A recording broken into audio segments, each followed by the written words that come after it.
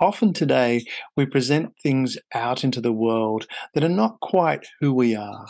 On social media, we'll send out images and text to get likes because we want that validation. We want to feel loved. We want to feel connected, which is understandable. We do need that. But is there another way that we can go about it? Is there a way that we can be a leader and be vulnerable at the same time and also be authentic? Is that something we should be striving for? And is that going to be more beneficial for us in the longer term?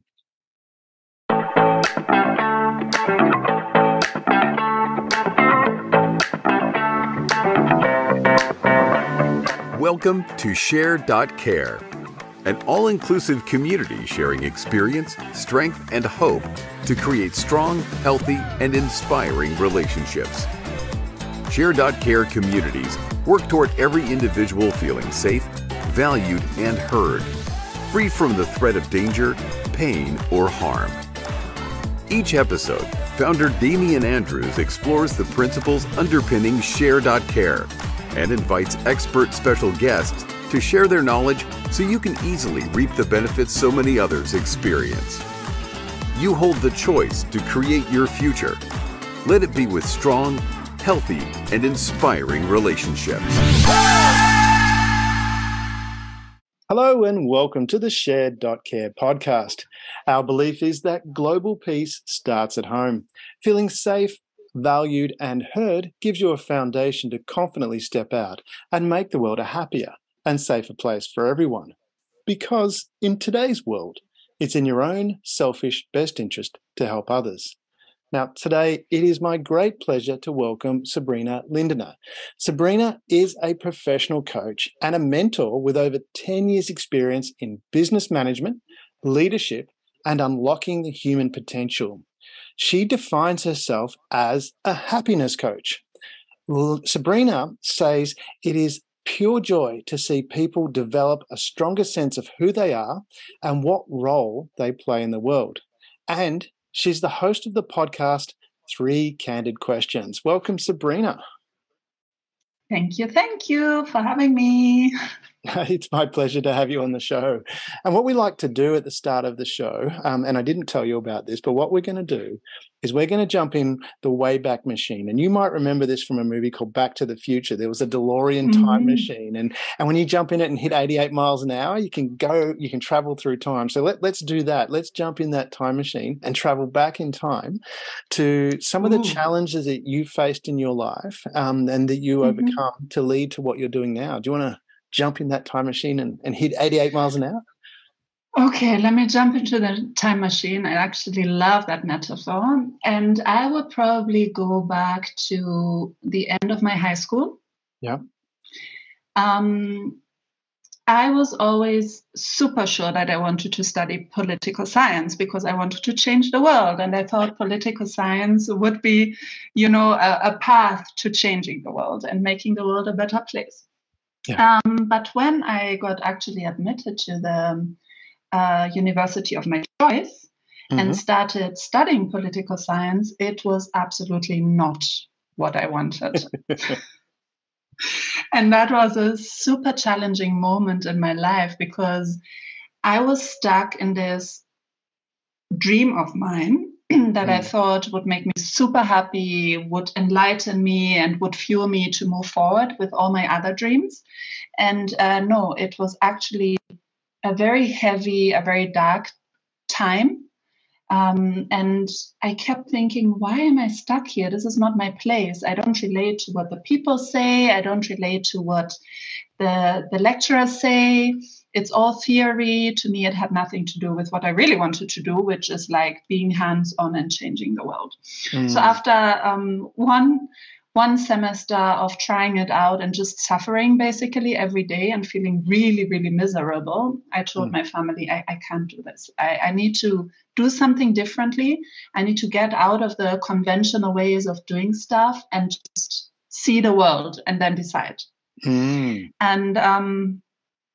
luckily I have a very unconventional family, and they were like, okay, we are a bit worried, but just go do your thing. Yes. So thanks to that, I actually ended up going to Kenya. Mm-hmm. And Kenya became my home for 15 years. Basically, all my adult life, I lived there. And that was a mind-blowing experience. And probably one of those experiences that have really shaped me as a person, my perspective of the world. Yeah. And also like paved so much of the path of, where my life is going, into changing the world around me, into contributing and serving people. Yeah. And the reason why I love to share this story is because we might think that something is the right thing for us, and we might be very attached to a certain dream. But when we actually get there, we realize it's not our dream. It's something very different. It's not what we imagined it to be. It's not giving us what we need. And course correction in life is absolutely okay. Most people get stuck in like the expectations and the ideas of how things should turn out, and then they don't make the changes they need to make to be happy again and to actually be on their way again in life. And that moment really taught me like, okay, you believed one thing, you were taught another thing by the universe. Now go out there and see what you can do to find a solution to this. And for me, it really brought me a so much bigger dream and so much more amazing and enlightening experiences once I moved to Kenya. Yeah. That, I'm happy that I hit that rock bottom moment when I was so miserable just after high school, when you would expect you should be excited and, going all out and all that. So from that perspective, you said your family was quite supportive of you when you said, okay, I don't want to do political silence. That'd be a good thing. Political silence. Can we have more of that, please? That's a good one. Love it. But from that perspective, and you mentioned about people doing things that they kind of expected to do. Was that your upbringing as well when you were younger, before you went to university and studied political science, not silence, political science? Did you, was it something that there was an expectation of there's a particular career to follow, or because you said you wanted to change the world? So was that something, that was part of your family upbringing? Because the other part of that is you mentioned that your family was a bit unconventional in the sense of you talked about environment and things like that around the dinner table well before it was, a thing to talk about. Yes. So how did that, do you want to tell us about that dynamic there, how that shaped you to wanting to help out and wanting to change the world? Yeah, absolutely. It's actually a very interesting point that you're bringing up, because my family is a very colorful family. My parents separated when I was quite young, and I'm one of those children who are just happy with separated parents, because my dad married again, and I had a brother through that, and my stepmom is an absolutely amazing person. We are very close, but I also have a very close relationship with my mother. So the one thing that I would say that really shaped me is the separation of my parents, in the sense that I saw people can go separate paths in life, but they don't have to start hating each other once they separate. And they can still, love their child and never speak ill of each other in front of their child. And there can be another person that comes into a child's life through a separation that really supports them in their growth. And that was my stepmother for me. So that is one thing that I truly believe, that my parents set me up for understanding that relationships are powerful and very colorful. There's no one way of doing it, but as long as you come from a place of love and compassion and trust, you actually serve the world and you serve yourself. You make the world a brighter place. And, separation of your parents doesn't have to be a negative point. So my mom was very unconventional, and I grew up with her most of the time. And during holidays, I was with my dad and my stepmom and my brother once he was born. And my mom, we lived in communes. People would talk about changing the world all the time. They would question the capitalist system. They would say, they would be revolutionaries and say, like, how can we, demonstrate against this climate change issue. That was in the 80s when I was born. So, they were already very consciously talking about these topics that were very, very important for shaping the world in a good way. Yeah. So I grew up with those values, and I think that's why I wanted to change the world. But the big difference there was, I think, it was a fight for those people. They hadn't yet learned that it can also be a happy experience wanting to change the world. Oh. And, you would have to fight and be a revolutionary. And it can't be that you just love and trust and spread that in the world, and then the world changes basically automatically because of you shining brighter and making the world around you brighter. So that's a lesson I learned with time, especially in Kenya. But I think I thought that political science would be a tool. Although I grew up in an unconventional way, I thought if I want to change the capitalist system, I have to understand how that functions. A conventional way of understanding that will help me. Yeah. But when I actually jumped into that, I realized that's not the way. I'm too unconventional. I can't be boxed in. Yes. And my biggest value in life is actually freedom. So if that is true, then I have to learn and be brave enough to do things my own way. Right. Yeah. So that was a big thing there, like understanding that conventional ways just don't work for me, without any judgment there, without any, heaviness or guilt or shame or whatever we sometimes attach to such realizations there. I just learned, like, if I go and forge my own path, that's when I have the biggest impact. And that's when I actually get to do the things I want to do.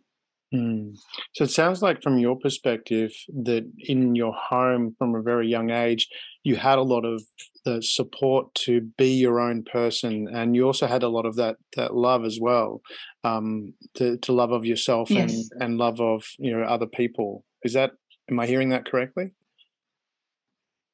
Absolutely. Yeah. But still there was a certain expectation in not giving in to these establishments, yes, we can call it that way. And also coming to terms with that, if I sometimes want to give in, that's absolutely fine. Yeah. So where many people maybe do it the other way around, they have to learn to be unconventional and be fine with being outside of the box. I had to learn to be okay to sometimes step into a box for a moment if I want to. Yeah. And then step out again, and that's absolutely okay. I love that. So you were, because I grew up with a similar sort of thing. My mum was very unconventional. I mentioned my mum a lot in this podcast, which is, I think relate to that. As you get older, you start quoting your parents and going, "Oh my God, I'm quoting my parents." Well, they shape our lives. Exactly. So I can relate to that. But it's interesting. I haven't heard someone said before that they actually went the other way and learned to step into the box. And sometimes we've got to play both hats if we want to get what we want. So it's interesting. When was that realization for you to go, okay, I want to be unconventional, but now I recognize that sometimes I'm going to need to step in the box because that's how I'm going to get achieve the results I want to achieve. What was that like? Do you remember when you started to realize that you needed to do that as well? Yeah, I think it was when so in Kenya first I studied gender and development, and while I was studying, again, I was doing very unconventional stuff. I was an actress and appearing in local movies and TV series, and also for the theater. So that was fitting the unconventional lifestyle very much. But then just upon completing my studies, my daughter was born. So I was like, I really want a little more stability for now, because I'm in this country building my own life. It's all good, but I feel like I want a more regular income. That's very conventional. So I was actually looking for a job, and I stepped into the travel industry and worked for a global travel company for 11 years. I think it's more than 10 years I worked there. And I actually turned into a sales manager over time. Very conventional. Yes. learning all the hard sales skills. Still, from the company had very strong values in terms of, what kind of experience we want to give the guests and what kind of partners we would work with. But still, it was a very conventional thing in the sense that you have to hit certain numbers, you have to manage your team in a certain way. And these years really taught me so much. That was a box I stepped in happily. And most of that time, I absolutely enjoyed the growth. It was very stressful. I had burnout symptoms towards the end of it. But still, I would not want to miss that rather conventional experience of being a sales manager. Wow. And so from that perspective, when you're looking at it and you're at university and you've decided political science is not where you want to be, why Africa?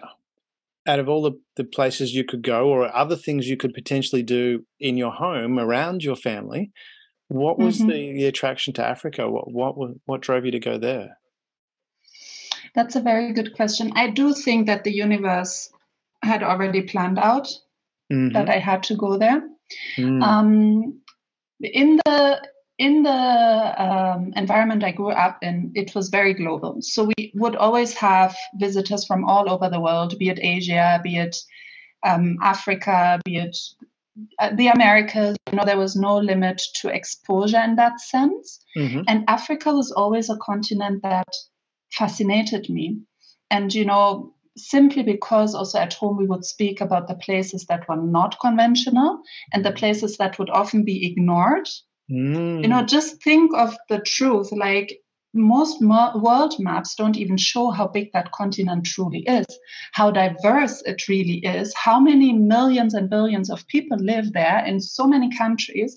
So for me, it really pulled me in to wanting to understand, like, what is there really? Because I had met many people from Africa and all that I saw was like such a diversity, such a warmth in most of the cultures. But when you looked at the news in Europe, it was all just famine and hunger and war, So there was a strong sense in understanding why there was such a discrepancy in how it was portrayed and how I felt it was probably.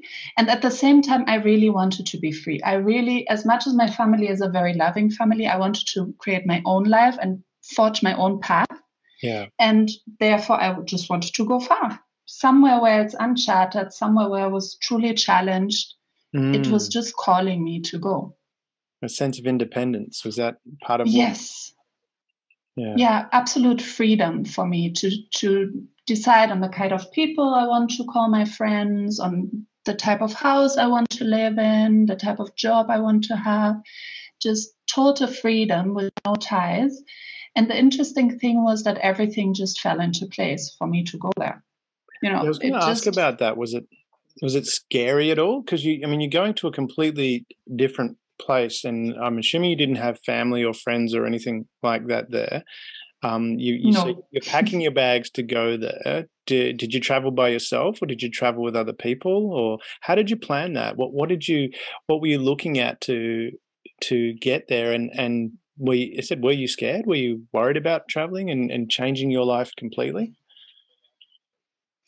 No, I was just excited. And what I did, and I have done that always through all the years that I've traveled a lot, also because of the travel industry I was working in. I always make sure I have a first point of connection with someone who actually lives in a place I don't know, and can sort of make sure that I have a safe arrival. And even then we did that. Like my mom and her then partner helped me to find like a project in the countryside in Kenya, where I could first go and work for a couple of months and sort of get acclimatized and see how it all is. And that was really, again, a very rich experience for me. So there was a connection that would pick me up from the airport. And, a Kenyan connection. So someone who knows the country, where I would feel like, okay, I'm arriving here, having a local connection. And that made me feel quite safe. So I've always done that. When I go somewhere, I see, do I know someone who lives there or someone who can give me a connection there? And then that's the first point of contact. And from there, I can spread out. Okay. And did you have a plan for when you went there? Was it you were going there because you worked in helping people in the area? Was that your plan when you went there, or did you have a plan? You go there and then work out what you were going to do? Describe that. It was, I would say it's a mixture. For me, the children's home was obviously like a good reason to go there because I did want to change the world. I still want to be like, even today, that's something that drives me. Like a positive sort of bright light in this world. So I thought, hey, that can be a starting point.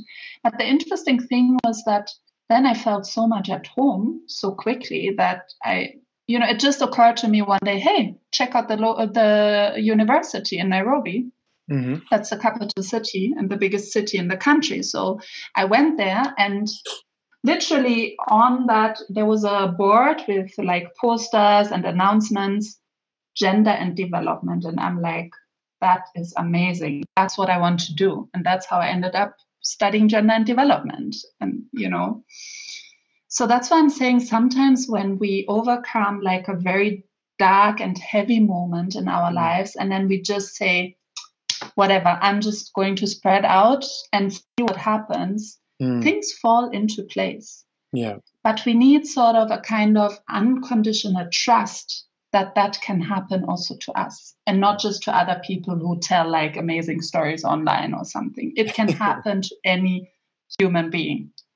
Yeah, we want to keep that because you talk a lot about authenticity, and we do want to keep the authenticity there as well, because like you say, there's a lot of well, let's say we just want to be authentic. It's much better way of dealing with things. From that side of things, you talked about having that trust to know now from to have trust and say, okay, I'm going to move from my home to the other side of the world to an area which is probably known a bit more for being more impoverished than it is to other areas. And I'm just going to trust that it's all going to be okay. That sounds like a big leap of faith. How does someone do that? How do you go, okay, I'm just going to trust that it's going to be the right thing for me? Well, when we don't do these things and don't take a leap of faith, it's usually because our mind starts kicking in, and our mind wants to keep us safe, and our mind comes from a place of, I want to ensure your survival. But obviously our mind is also conditioned to think in all just within what they have experienced so far.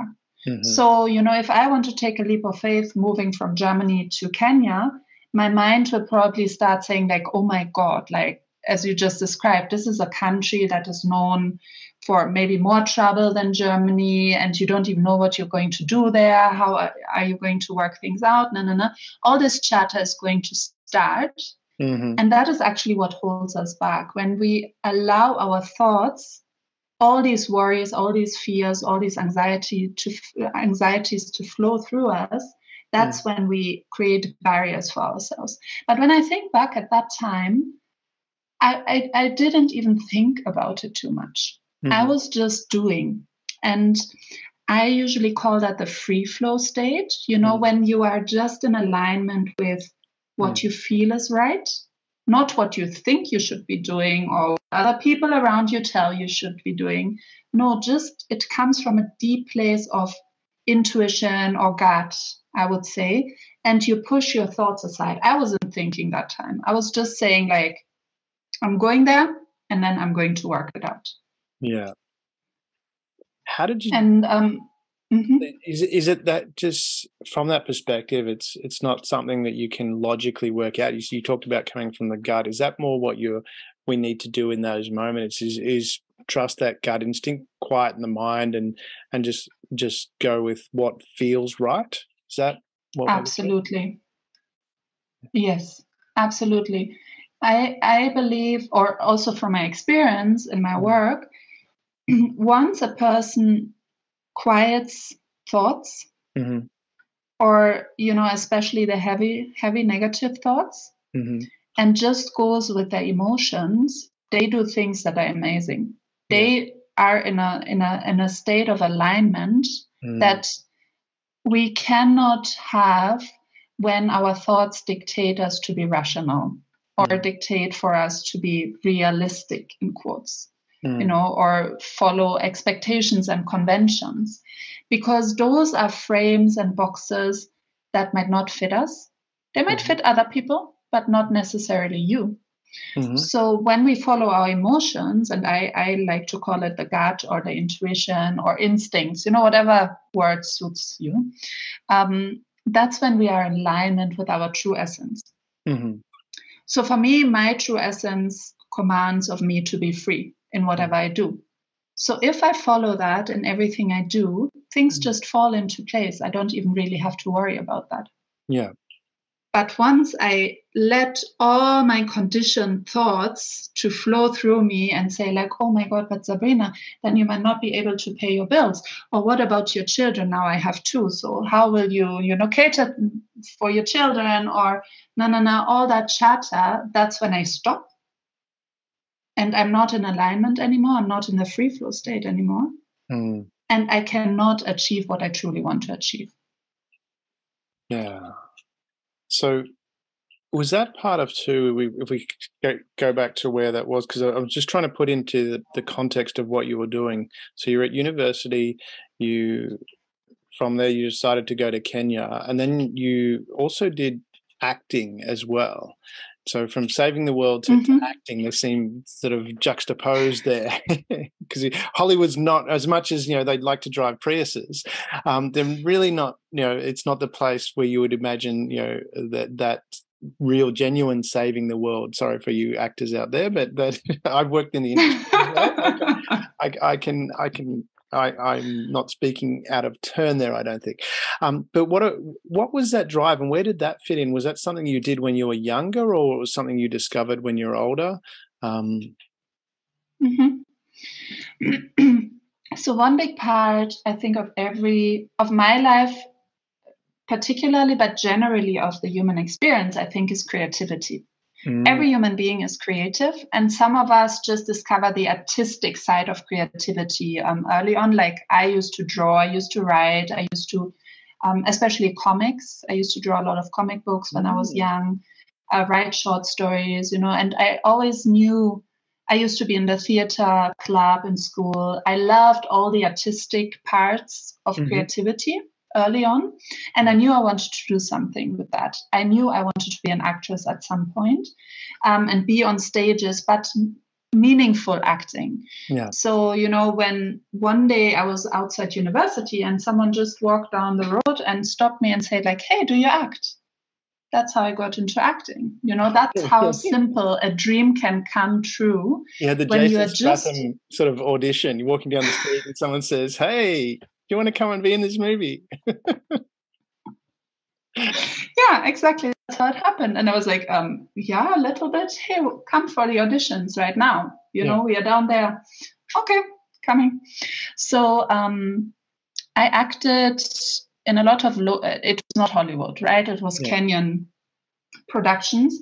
But there was a lot of meaning to it. Like the programs I was in mainly about social issues, political issues at that moment, but with a lot of humor and a lot of freestyle into it. We were on stages just making people laugh about the sometimes really sad stories, but still, educating, and just, I believe we were making a difference. We were making people's lives brighter.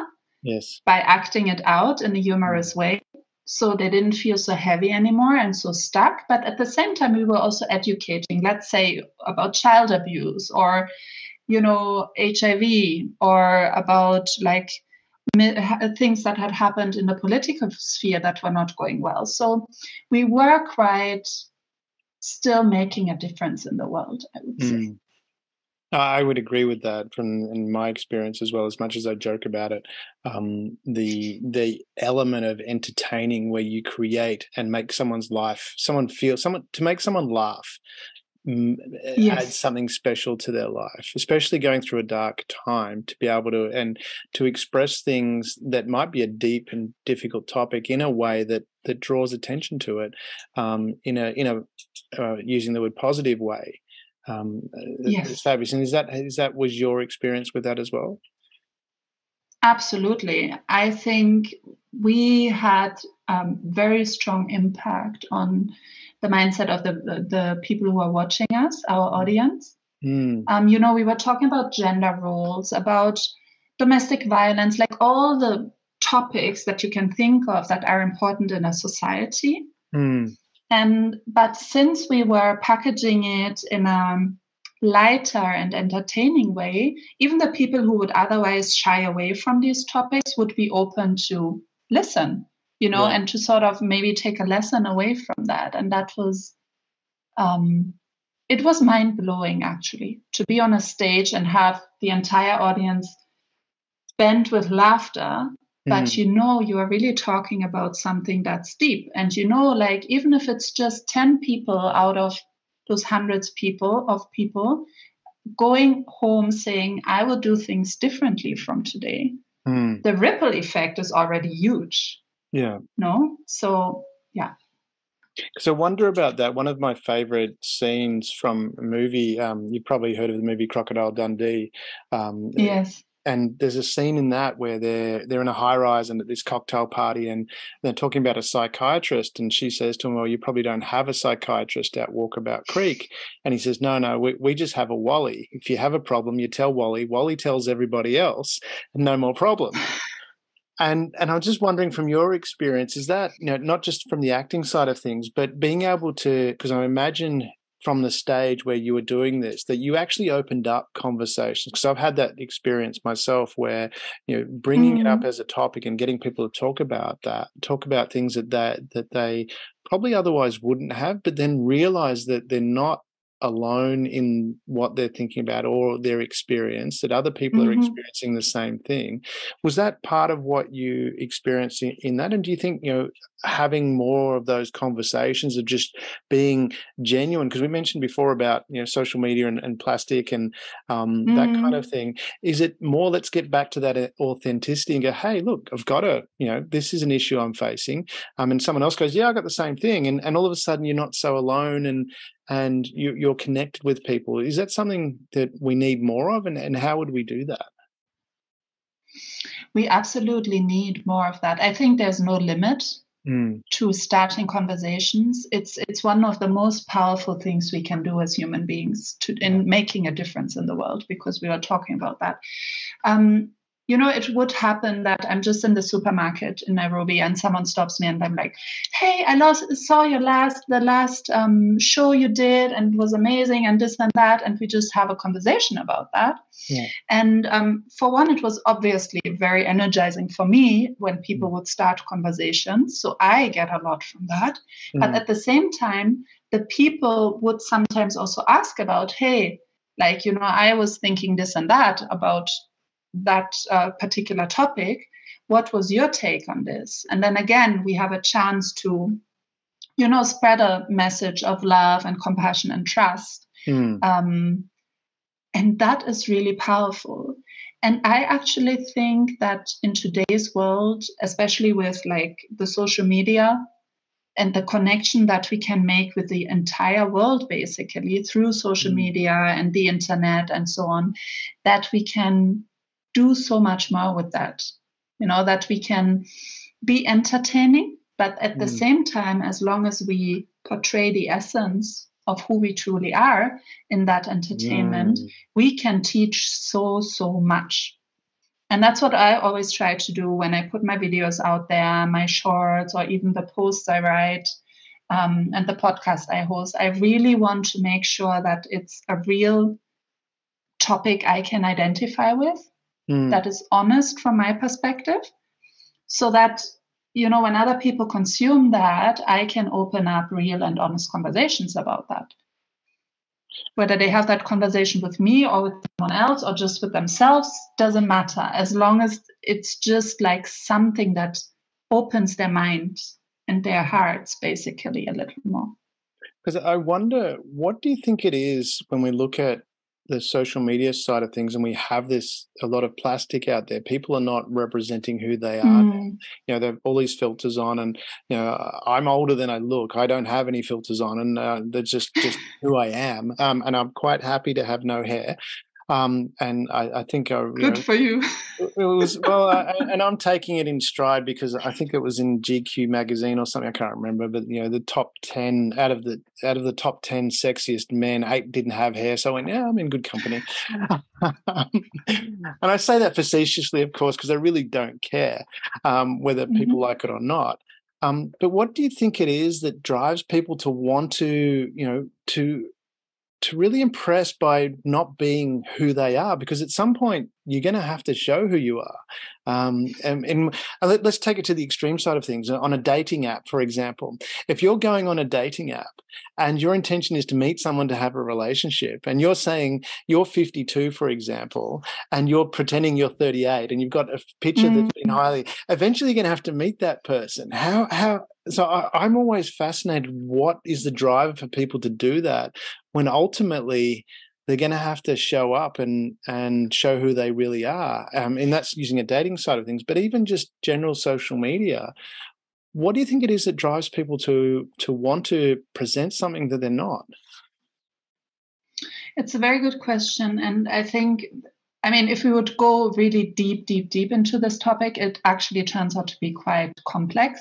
But one thing that everyone strives for is just to be happy and just to feel love, because love is the highest frequency there is in this world. Like, when we love and when we experience love, then everything around us lights up. And I'm sure anyone who's listening, and we all have had these one or two or maybe thousands of moments in our lives, it depends with how your life has been up to this point, where everything just became so energized, so exciting, so bright because of that emotion of love. So if every human being craves love, then that's what they are looking for, even on social media, right? But at the same time, human beings, in the way we are set up right now, we are fragmented in a way. We look at our lives not as a whole, but as a very compartmentalized thing. Like, when I go to work, I believe I have to be a certain way. When I'm with my kids, if you have kids, I believe I have to be a certain way. With my partner, I may be a certain way. With my friends. So we do live fragmented lives. And it often comes from early childhood conditioning. Maybe we have been told certain things that we should be, or certain ways we should behave.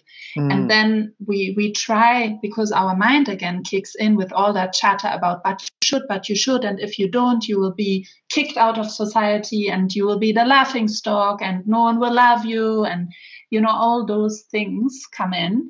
And for fear of rejection, for fear of not being loved, for fear of not being accepted, many humans live fragmented lives. And what happens is that then we can't be authentic, we can't be real. And for the moment, we might get like thousands of lovely comments on social media because we have portrayed something that we think will give us that love, but it's not real love, right? Because it doesn't get to our essence of who we truly are. But once we step out as who we truly are, we pull in the things, the opportunities, the people, whatever we need to be happier as who we are will come to us. So that's a big lesson to learn, but most people, or many people are not exposed to even that kind of insight, to start thinking, oh, wait, I'm living a compartmentalized or fragmented life. Let me try to make this whole so that I can actually be happy and actually shine bright and make the world better. And have the people in my life that I should have in my life and the opportunities and so on. It doesn't even occur to them because they have been conditioned in such a way that the thought doesn't even pop up. Do you think it is that because you mentioned about this fear of being kicked out of society, do you think that is something going back, because I mean that was part of our need, survival need, was to be in a community. Well, if we were in a community, we had a greater chance of survival. So and there was this whole defining of how we relate. So we actually relate in a way that we do connect with people and stay within that community, because then we have a greater chance of survival. Do you think that is the key driver, that it's okay, I'm scared that I'm not going to fit in, so I've got to portray something so that I do fit in? And that's, to me, still seems counterintuitive, because eventually they're going to find out. They're going to go, hang on a minute, who are you? I don't know you, and get out of the group.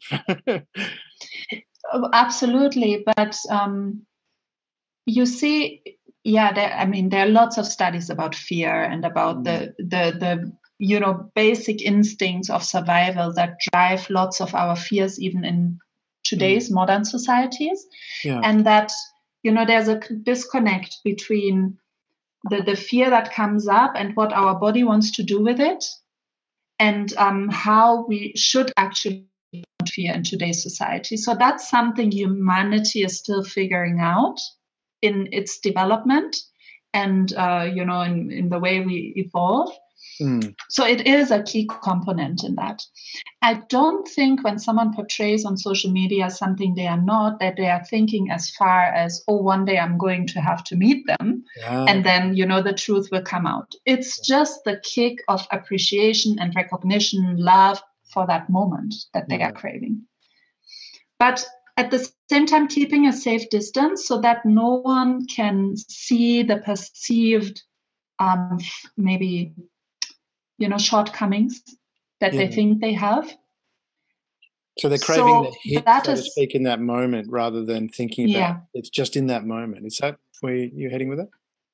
Exactly. And then, ultimately, we are not even in groups that work for us. We feel out of place all the time because we are portraying something that we are not. So we never feel like we are fitting in. And the whole cycle of, feeling unhappy and feeling sort of disconnected continues. And that's why so many people have really intense physical, emotional, and mental symptoms after living such a life for decades. How does someone break out of that? What do they need to do to go, okay, obviously I would imagine recognizing the situation would be a first thing you've got to do. You've got to recognize you're doing that. Yeah. Once you recognize that, because we are creatures of habit, we do what we do. Most of what we do is habitual, whether we recognize it or not. It is habitual. Absolutely. And to break that, if we're not, first we've got to identify it, but then, I have a philosophy that's fairly easy to do that, but that's me, and I think I'm weird. So if that was the case, everyone else would be doing it, and they're not. So I just wonder, what does it take for someone to go, all right, I need to do something different, and then how do they change those habits? Because, if you're going to change a habit, was it 21 to 28 times you repeat it, you've already pretty much broken the habit, and you're moving in a different you're creating a new habit. Is it as simple as that, or how does someone really break out of and change what they're doing so they don't go through that cycle anymore? It's got to be exhausting. Well, cycle. Yeah, absolutely. But in theory, of course, it is that simple. Recognize a habit, change it to something that suits you more, do it repeatedly, and then your new habit that you have done for a certain period of time. And there are so many theories about how many times you should do that. From my experience working with my clients, it depends with the individual, fast or not fast, in quotes, because there's no right or wrong about this. It depends really on your journey in this life. Yeah. You can change habits. But yes, in theory, that's how it works. In our world, it's obviously a little more complex, simply because of the fact that human beings are complex beings. Mm. No, we have emotions, we have the mind, we have our bodies. And to bring all that together into something whole that actually represents our essence is not always simple, because we have to maybe break through childhood trauma that we have never recognized. We might have had past pains, a bodily imprint. That's how I call it. Like something happened to us as children where we say like every time something similar happens, it's like our body goes in like shock mode. No, I have to protect you from this. Right. And then, we get stuck. Yeah. So to really, really change, we first have to recognize what have we bottled up inside of us. And that's a very scary thing for most humans to do. But once we are brave enough to take a look at, okay, what have I bottled up? What happened during my childhood or early adulthood that has really shaped how I think about myself and the world? That's when we can begin to say like, okay, now I can change something. I understand where maybe my negative self-talk comes from. I understand where my expectations of myself and the world comes from. Yeah. It's from these early childhood experiences. Now I can, as an adult, say like, oh, that's not true anymore. And I can slowly decide like, okay, if that's not true anymore, what is true for me then? What is really the truth for me today? Yeah. I can reshape that. But the first step is always recognition and the will to really change something. Because when people start facing their traumas and their pains and so on, it can be quite overwhelming at that point. But I can reassure you, once you have worked through it, it's awesome. It's so much easier. And I want to touch more on the happiness component and your happiness when you had to step into the box. Now, you mentioned you had a child, if I heard correctly, and then from there you've gone, okay, I've got a bit of responsibility here that someone else's life. I know as a father, and having been a single dad, there's a certain element of responsibility that kicks in and goes, this person is dependent on me. I need to make sure that they're going to be okay. So from that point of view, but stepping into the box, which you did, and you worked in sales, and that can be fairly stressful as a career, and you eventually get to a burnout point of view. But also, if I heard correctly, when you first started, you were enjoying it. And I want to explore that, how someone who was, breaking all the rules and doing things, going out and doing unconventional things, then came into that experience of stepping into the box, which would have been outside of what I imagine would be normal for you. And yes, absolutely. But you enjoyed it to start with. Well, for the majority of it, sounds like, until it eventually, the work hours caught up with you. But for the majority of it, sounds like it was quite enjoyable. How did that work? How did you find the joy in that? It was because it fed me with new experiences and new challenges every day. And, the fundamental reason why we are all here is to, a friend of mine likes saying, travel towards wholeness, like become who we truly should be. Yeah. And that means we constantly want to grow and expand. And think about it, even the universe does that. Right? It never stops expanding and growing. And our world constantly changes. And even we constantly change. So for me, it just felt right at that point of view. It was something I had never been really exposed to. So I was constantly challenged, and I was hungry for that because it gave me new experiences every day. Yeah. And it also gave me a sense of freedom to earn a regular income at that point. Okay, I can pay my rent, I can cater to my daughter, and I don't have to worry about that side of things. So for the time I did that, until it turned out not to be the right thing anymore, it was actually liberating for me to have that experience. So it takes us back to the truth that there are no mistakes or there's no right or wrong in this life. There's just the question, what is true for you and what is real for you? And then you go with that. So for me, it was stepping into the box and taking everything I could from it until the box didn't fit me anymore. And then I had to step out of it again. Yeah, I love that. Because I was wondering, and I've studied a lot of what makes people happy. And one of my favorite, Wayne Dyer, is someone that I've studied a lot of. And I love in his book, How to Be a No Limit Person, he concludes with, there is no way to happiness. Happiness is the way. Absolutely. And so, yeah, because I was thinking about that, and I put my own take on that is, the secret to happiness is to be happy. And looking into how our body works, and we obviously know, I mean, dopamine's a happy drug. It's, when we feel, when we're doing something that makes us happy, we produce dopamine, which is why we feel happy about doing that. But what I only learned recently was that even just thinking happy, you start producing dopamine. I was just wondering from and looking at that as well, I know, and I do reference movies a little bit, and I had my own film. I went to the same school as Hugh Jackman. He was there. He wasn't as big as Wolverine back then. He was a skinny guy. I've got this photo. We're at dinner together, and it's like this skinny little guy. It's like,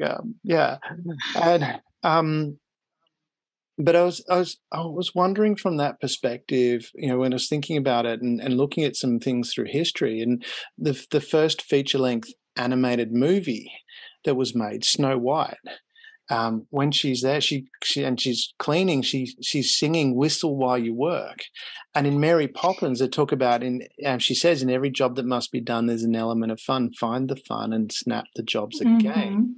Spoonful of sugar helps medicine go down. And so I was wondering from that perspective, like from your experience, because I've had experiences where I've been in work positions where it wasn't, and they were tedious, annoying jobs, but I made it fun. I decided to make it fun, and that was my choice, and it was fun. I wasn't there, in a drudgery state going, oh, this sucks and whatever. It's like, okay, this is cool. I can do that. And I didn't understand at the time that how dopamine was produced. I use that now to my advantage whenever, and I've trained myself so well, I don't have a bad day anymore, ever. Because if I start to, something comes up that, might be a bit of traffic or whatever, and even that, it's like, okay, my choice, I'm going to be happy. And all of a sudden I start to feel it. I recognize the dopamine and I start to feel happy again. Is that, from your experience, and I just wanted to explore because you talked about, you found these new experiences. So that was kind of like a new growth side of things. Do you think that was at play for you as well? Was that process of going, okay, I'm going to find these little things that make me happy because I've got a purpose for doing this. I need to look after my daughter, but I'm going to have these little challenges as well. Did you actively look for those challenges, or was it just seemed to be a natural thing that went with what you were doing at that time? Well, it was, at that time, the company was a startup in a sense. So there was a lot of growth and there was just never ending work, right? Yeah. And I love building stuff. I love building, creating something, we go back to, I believe every human being is a creative human being, and finding solutions for something is ultimately creativity. So I love the challenges there. So of course, my daughter fueled a lot of my motivation at that point, but not just her, it was also for me. And I think that's an important thing to recognize. As long as whatever we do is sort of in alignment with our true essence and gives us something for growth and expansion, we can be absolutely happy in that moment. And I think that's what happened in me being in that conventional box for several years. But I must also say that being in that box, I shaped it my own way. And that's, again, like a great thing to do. Like, don't think just because you have stepped in a certain box, you don't have the power to shape it your own way, give it your own unique signature. And that's what I did with management. I often challenged the top leadership with my ideas and my inputs and my way of doing things. And that helped the company to grow into a big corporate eventually. So being aware of the power that we have when we are in alignment with our authentic self, like, with our values and our purpose on this planet. And that's why it's so important, and why so many people who are like part of the conscious revolution, as we call it, talk about finding your dream or finding your purpose, or, finding what really drives you in life, because we all have that one thing or two, maybe even three, that ultimately drive us. And when the clearer we get and the sooner we get clear, the easier it gets to stay in alignment and to really do things with a sense of happiness. Wow. And with that, because you mentioned about leadership there as you're talking about that, because you do talk a lot about leadership and vulnerability. And they seem to be juxtaposed as well. Like a good leader, is you have this imagine this person that's really strong, a lot of stoicism. They just they're this foundation of solid rock.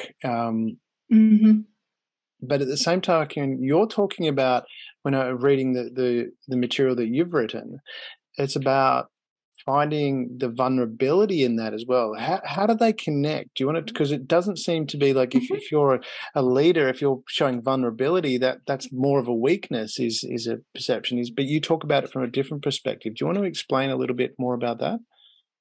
Yeah, happily, because I believe the whole idea of the strong, stoic, leader who's always like, let's move forward and I know the way and is like absolutely outdated and old school.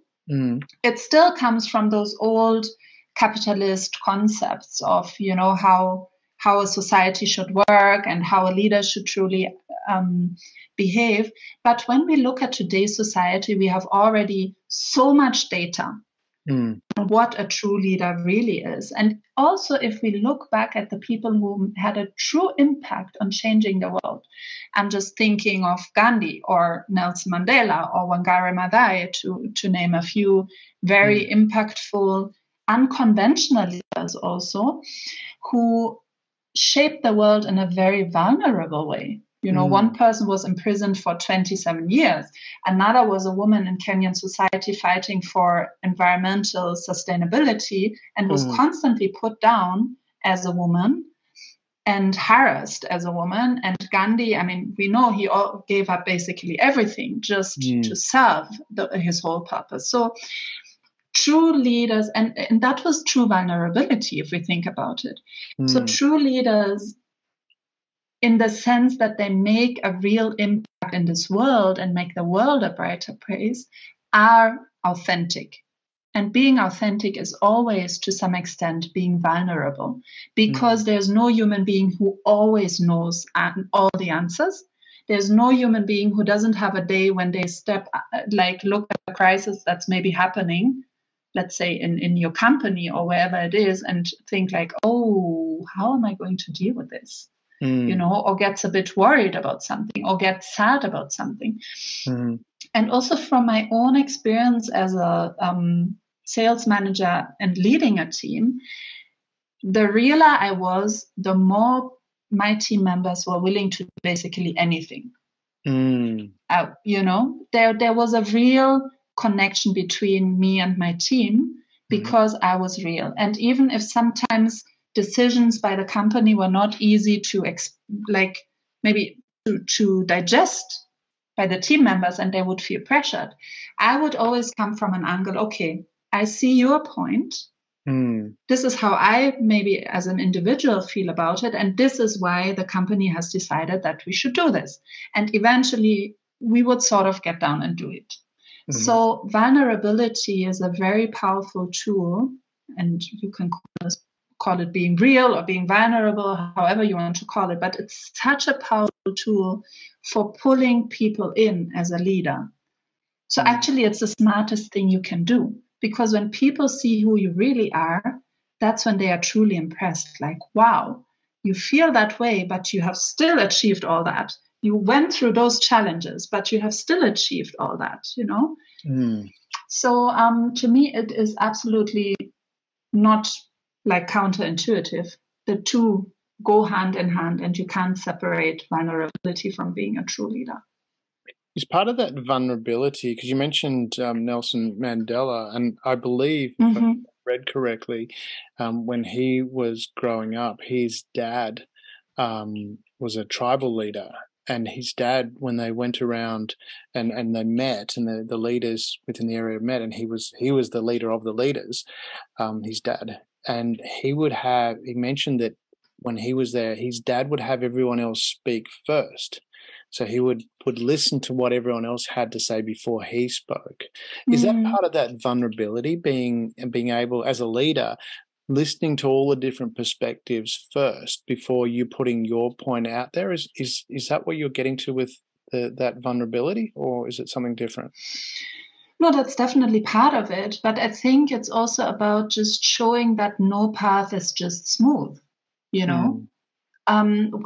We talked about social media before. Like many of the stories I would come across before I started my coaching business was like, I would look at the story of someone making it in life and I would be like, that is not the true essence of this story. This is too polished, because when we look at the raw story of a real human being, there are always ups and downs because change is a constant, and nothing ever remains the same, and we can't always have the answers straight away to everything.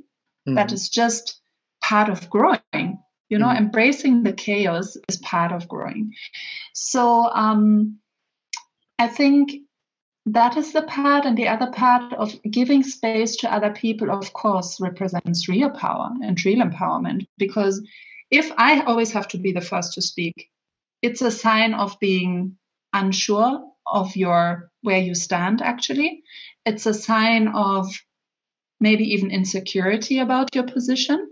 And it's also a sign of your ego playing the bit, not you really being a leader because you want to serve and make a difference in the world. But a true leader wants to serve and wants to make a difference in the world. And by extension, they get to be happy and fulfilled by doing that, by living that purpose. That's why when you give space to the others first expressing themselves, you become a true leader. So where do you need to draw the line between expressing vulnerability and because a leader is someone that inspires people to follow. Yes. And so by that definition alone, it means they're going somewhere. So they must know where they're going, because if they're not going anywhere, I guess there was probably leaders, if you look at biblical times, they just wandered in the desert. Maybe that's why they wandered in the desert for 40 years, because they didn't know where they were going. Who knows? We could expand on that. Yeah. So, but from that perspective, is there? Because I'm going to draw from another movie here, U571. I have these little cuts from movies that I have that inspire me, and I've cut it together in one of things. And, cool. One of my favorite is from it's Patrick Swayze from Roadhouse, and he's a bouncer, so he's a fighter, but his whole philosophy is be nice. When you're asking someone to leave, be nice. Anyway, I'm getting off topic. I haven't. It's not proven that I have ADD, but I'm pretty sure I do. Anyway. So the question of where we draw the line. Exactly. So, and that was where, like, from in the movie U571, you've got Harvey Keitel and Matthew McConaughey. Now, Matthew McConaughey, who I see, the captain's been killed, and Matthew McConaughey says to the troops, doesn't know where, what we're going to do. He doesn't know what he's going to do. And then later they're sitting there, and Harvey Keitel, he says to him, he says, "Can I speak freely?" And says, "Don't you ever say to what you said to the troops, then I don't know. You're the skipper now. Everyone looks to you as knowing where we're going." So where do we draw that line between having that vulnerability? Because if people are looking to you to be the leader, to be the guide, there's got to be a certain point, and maybe we need leaders need separate wallies that we only talked about certain problems. but where, absolutely. Yeah, is that a case where we need to be, we recognize that position where we go, okay, we've got to be inspiring these people, and giving them confidence. And if you don't know what you're doing, it's hard to inspire confidence. They seem to be juxtaposed. So where do we draw that line? Yeah, But I think vulnerability doesn't mean at all that you don't know where you are going. It's just that you are real at all times about, the real essence. Yeah. So drawing the line, I would always ask myself, like, why am I sharing this? Right? If I want to share my vulnerability, why would I want to share this? Is it adding value to the people around me, to the world? Does it fuel the purpose of me making a difference, of me shining a light, of me supporting other people to be empowered and go out there as well and making a difference? So if the answer is clearly yes, then share your vulnerability. If you're just sharing it again because of your ego and you want to get some sympathy and you're afraid of the conflict that will ensue because you're telling people to do a certain thing, then no. You are not being vulnerable in a real way. So I think that's the clear-cut line. Yeah, I love that. Yeah. And, just talking about sharing, just one of my philosophies is like peace in your speech. Absolutely practice that. Ask yourself, is it necessary? Is it true before you speak?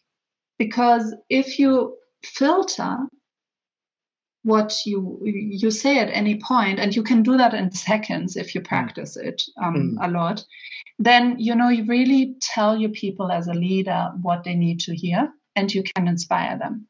But if you come from a place of you maybe share a story that is not even necessary to share, or it's not even the truth you really believe in, then it will do something very different to people.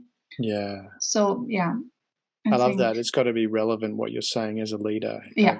If it's not relevant to what you're doing and trying to achieve, then silence is better.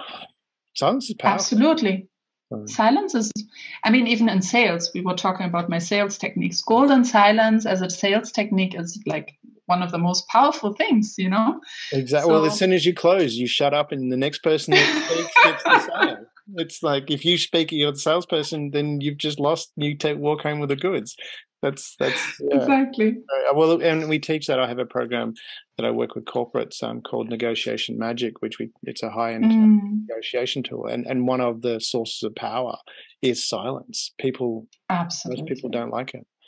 I want to come back to, because something you said very early on, and it's come up a few times when we were talking about, and you talked about revolutionaries, and you said, it was that people were that this fight to get change, but you also said something that I've rarely heard people say, and you said you don't need to do that to keep changing.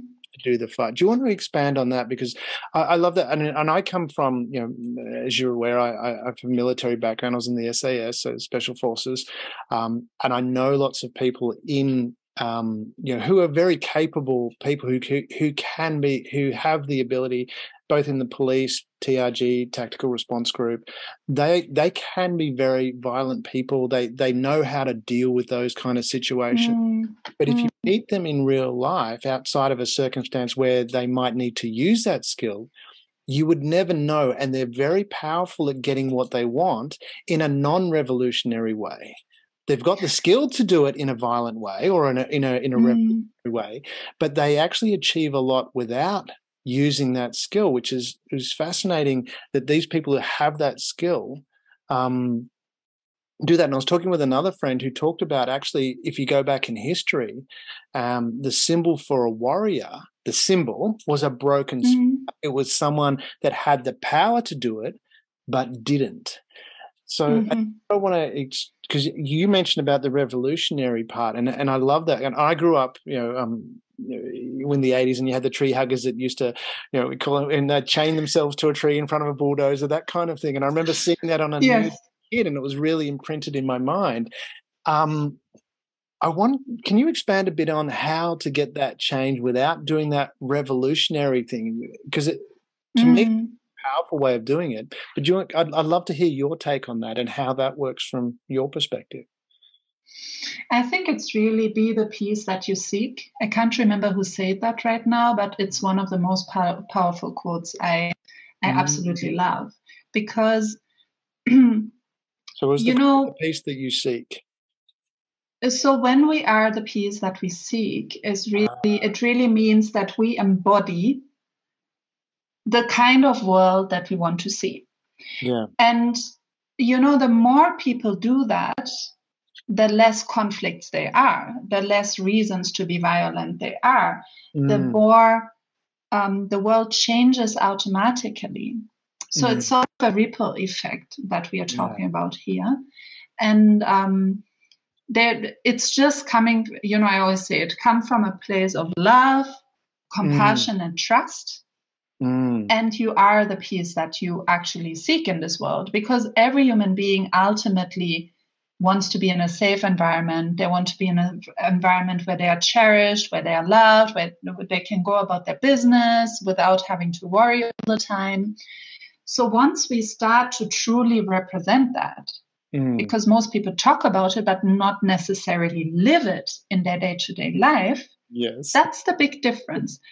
Being is really the essence of everything. Once we are what we say we want to see in the world around us will automatically reflect that.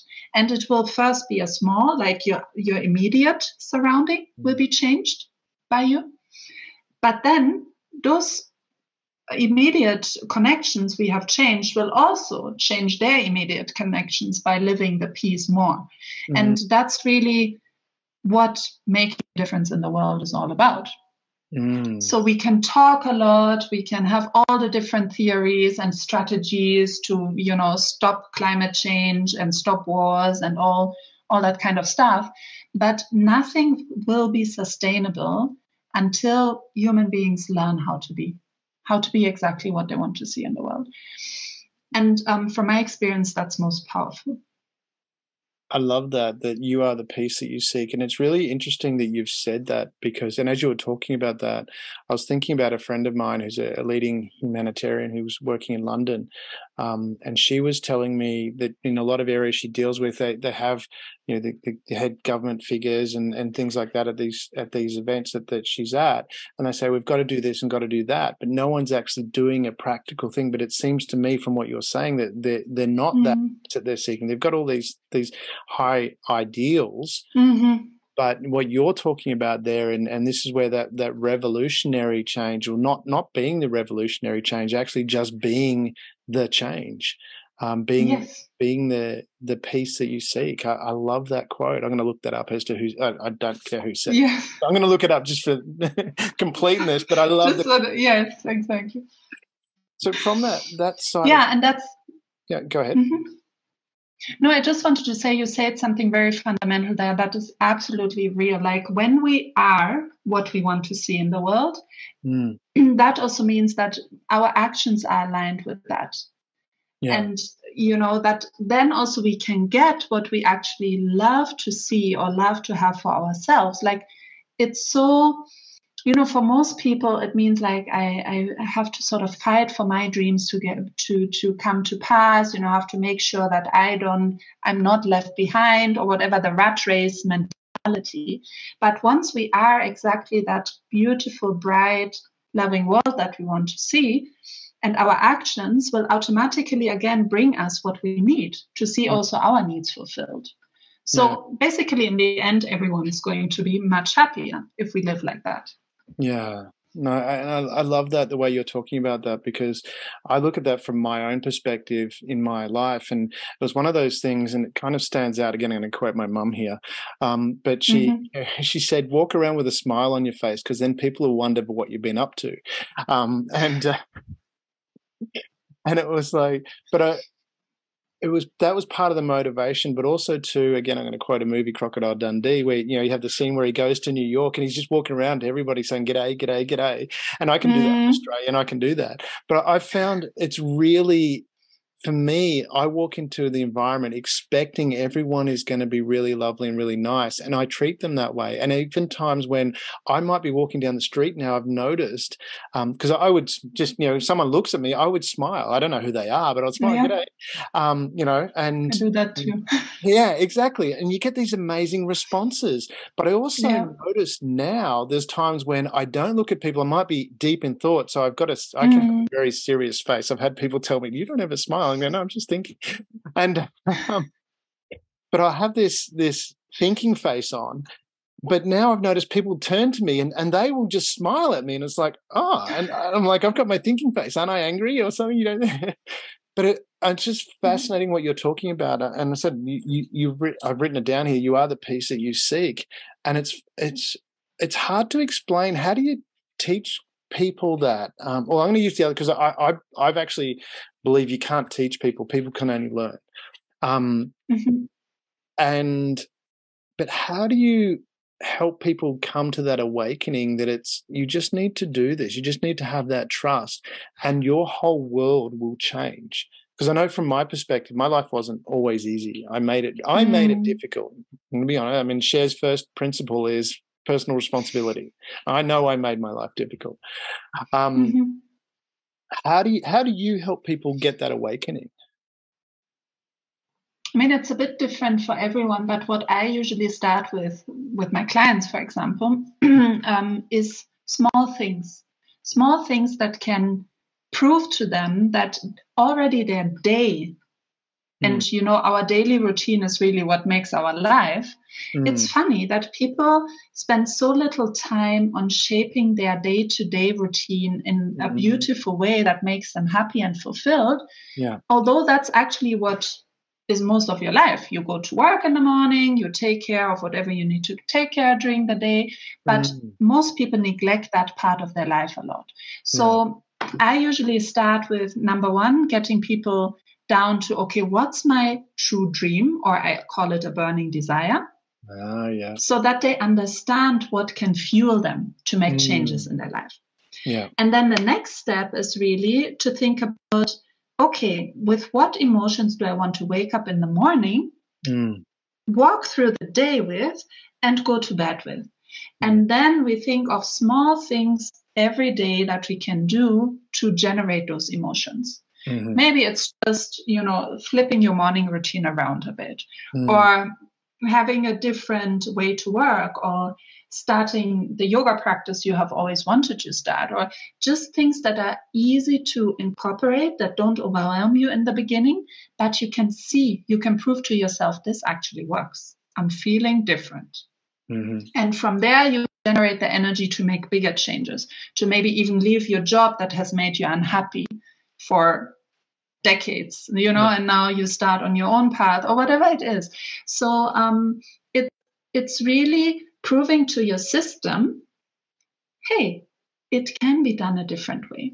And when you do it in a smaller way, it's not as threatening.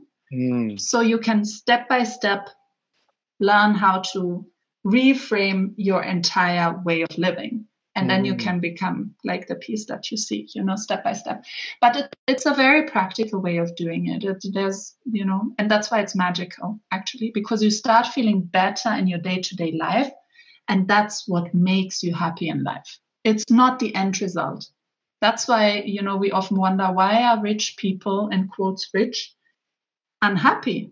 Or why do they still look grumpy? Because it's not having all that stuff. It's how you feel every day in your life that makes you happy or not, makes you fulfilled or not. Yeah. I love that. Do you want to tell us a little bit, because I know you've got a run soon, but do you want to tell us a little bit about the work that you do, how you work with people? Do you work solo? Do you work with groups? Do you have products that, or services, specific courses that they have, and how they can contact you? We will put the details in the show notes, but do you want to just give us a bit of a summary of that? Yeah, absolutely. Most of my clients are individual clients because I work with them for about 3 months, and often they extend. And they are really people who want to see a change in their life. Most of the time, they are people who have like pain and trauma, and have maybe even worked on that, or maybe not. But they sort of feel like there's one last thing that I want to break through to really live my dreams, or to really make that difference, to really be happy.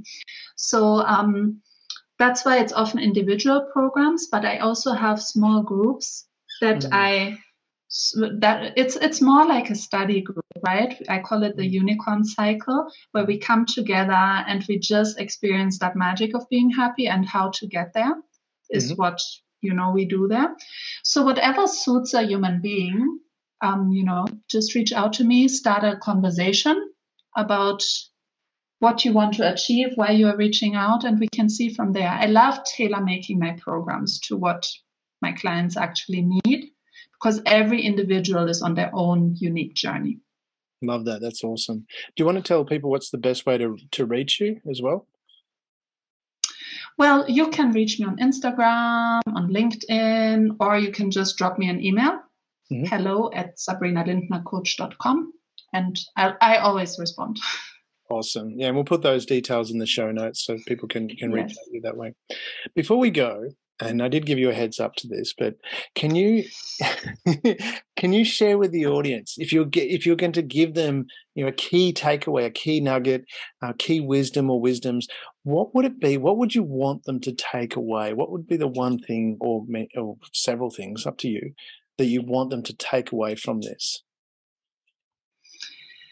I think we have talked about so many things today. The one thing that I want to say is it's never too late to be happy.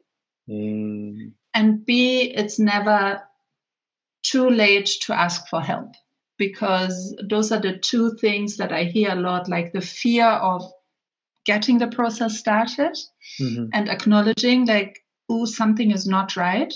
It doesn't mean your life has to be horrible, but maybe there's something that you really want to do and you have been holding back on. And that would be the one thing that makes your life become that cascade of happiness that you have been dreaming about secretly. So it's never too late to start with that. And, ask yourself, who is the right person to support me in this? Because a journey is never it's never as beautiful when we have to walk it all alone. It's really very beautiful when we realize that we are actually not alone. We can shape the world around us in a way that we feel absolutely loved and embraced as who we truly are. Love that. That's awesome. Sabrina, it has been so much fun having you on the show. I know you have to go. I've got so many more questions, and maybe another time we can discuss more, but thank you very much for being on the show. It's been an absolute pleasure. Thank you so much for having me. I had a lot of fun. Thank you for being part of the Share.care community and helping people around the world prosper. You're creating a bigger pie for everyone to share. The more people contributing to the world being a better place, the better the world becomes, for others and for you.